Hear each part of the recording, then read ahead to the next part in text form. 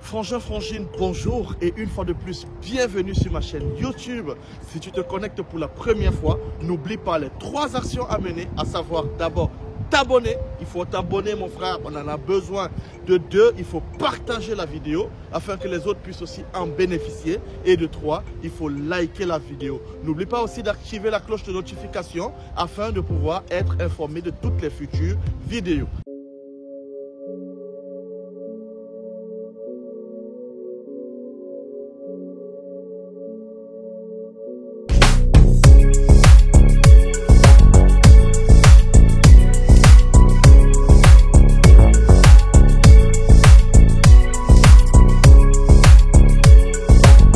Alors aujourd'hui, nous parlons de la justification des années blanches. Comment justifier ces années blanches? Beaucoup de gens m'ont posé la question. Yacine Geno, on demande de justifier les années blanches. J'ai eu le bac en 2018. Après, je n'ai pas fréquenté cette année-là. Je suis revenu à l'école en 2021. Comment je vais justifier de 2018 à... Donc voilà, la question se pose. Justifier les années blanches. Alors, je vais vous parler de 5 façons, 5 documents que vous pouvez utiliser pour pouvoir justifier vos années blanches. Le premier document, c'est l'attestation de travail. Ça veut dire quoi? Ça veut dire que peut-être de 2019 à 2020, vous n'avez pas été à l'école, vous n'avez pas fréquenté, mais vous avez travaillé. Alors, il vous faut fournir une attestation de travail. Ce qui est différent du contrat de travail. Parce que le contrat de travail, c'est vous venez me voir, vous voulez travailler chez moi. Je rédige un contrat de travail avec vous pour dire que vous allez travailler chez moi comme étant employé de bureau, par exemple. Je vous remets le contrat et demain, vous ne venez pas au travail. Vous voyez? Donc, vous pouvez avoir un contrat de travail et n'avoir pas réellement travaillé. Or, une attestation de travail, c'est que votre employeur signale que monsieur tel est employé chez moi depuis le 17 octobre 2021 jusqu'à ce jour. Là, il montre que depuis cette période jusqu'à aujourd'hui, vous travaillez effectivement dans sa structure. Ou alors, il précise, si vous avez travaillé en 2021, nous sommes en 2023, et vous voulez demander une attestation de travail à votre ancien patron, alors il peut dire, j'atteste que monsieur tel a travaillé chez moi durant la période allant du 17 octobre 2021 peut-être jusqu'au 25 janvier 2022. Donc, l'attestation de travail doit toujours avoir la date, la période, la durée exacte de votre travail. Donc ça, c'est très important. C'est la première chose. Et vous en avez droit. Donc, vous allez voir votre employeur, vous lui demandez une attestation de travail. Certains vont vous dire, mais c'est pour faire quoi? Il va se poser des questions. Mais sachez juste lui demander. C'est un document auquel vous avez droit. Donc, évitez le contrat de travail. Certains établissements refusent le contrat, d'autres préfèrent l'attestation. Donc, c'est la première chose. Donc, le deuxième document que vous pouvez utiliser, c'est l'attestation de stage. Vous avez effectué peut-être un stage académique, un stage professionnel, ou alors vous avez fait un stage dans une structure, n'importe laquelle. Vous rentrez dans la structure. Si vous n'aviez pas eu en ce moment l'attestation de stage, vous demandez qu'on vous fasse établir une attestation de stage. L'attestation de stage, c'est ça le titre, avec l'entête de la structure dans laquelle vous avez fait votre stage. Et puis, ce sera simplement, je sous-signé, monsieur tel, directeur de la structure tel, ou bien directeur marketing, ou bien ainsi de suite, atteste que monsieur tel, monsieur Yacine Credo, a effectué un stage dans ma structure durant la période allant de tel et de tel. Donc voilà, c'est ça, le stage.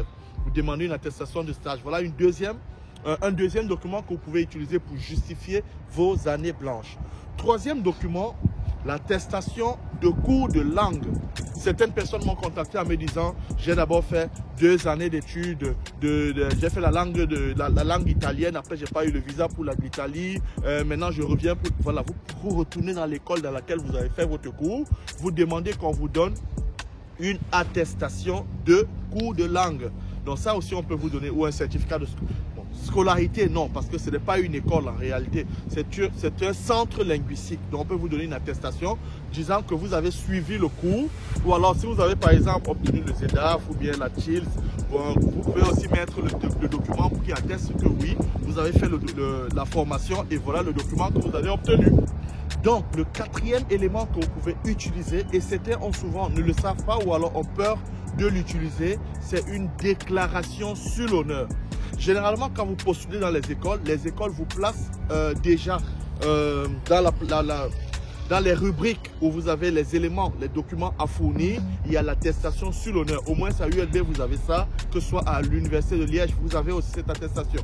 Donc, vous l'imprimez et vous remplissez. L'attestation sur l'honneur, c'est le document sur lequel vous pouvez préciser que vous n'avez aucun document à fournir.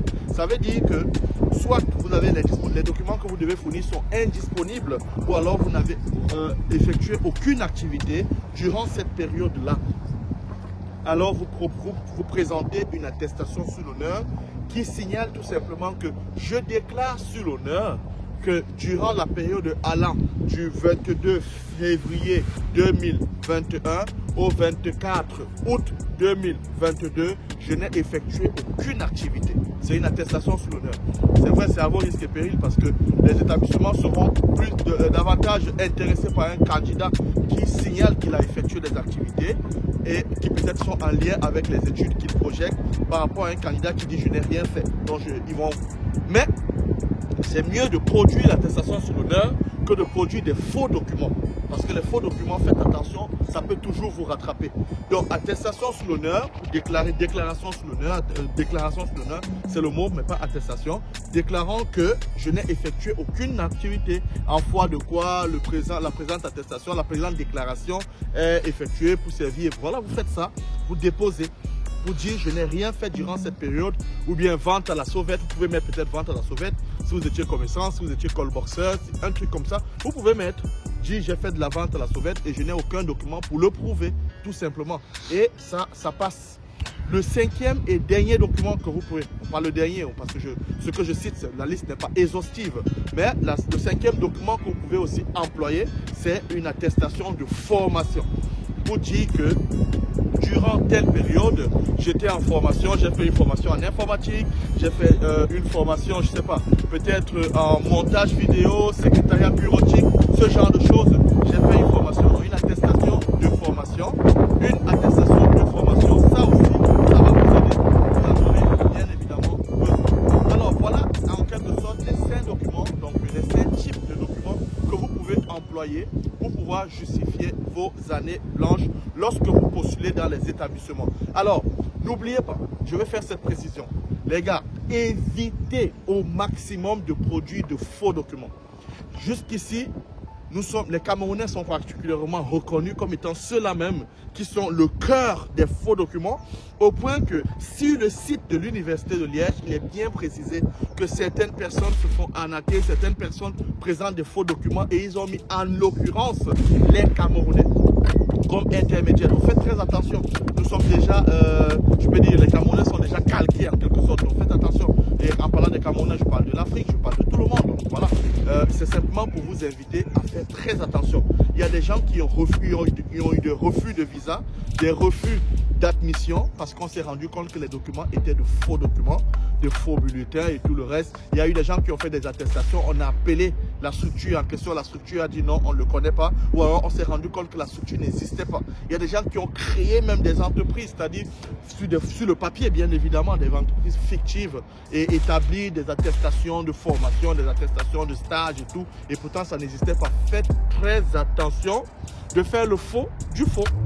Voilà, ceux qui ont les oreilles pourront parfaitement comprendre. Alors voilà, si vous avez besoin de vous faire aider, n'oubliez pas, nous restons toujours à votre disposition. Je laisse toujours mon numéro en lien en bas de description. Pour ceux qui veulent se faire accompagner, c'est la période des admissions actuellement.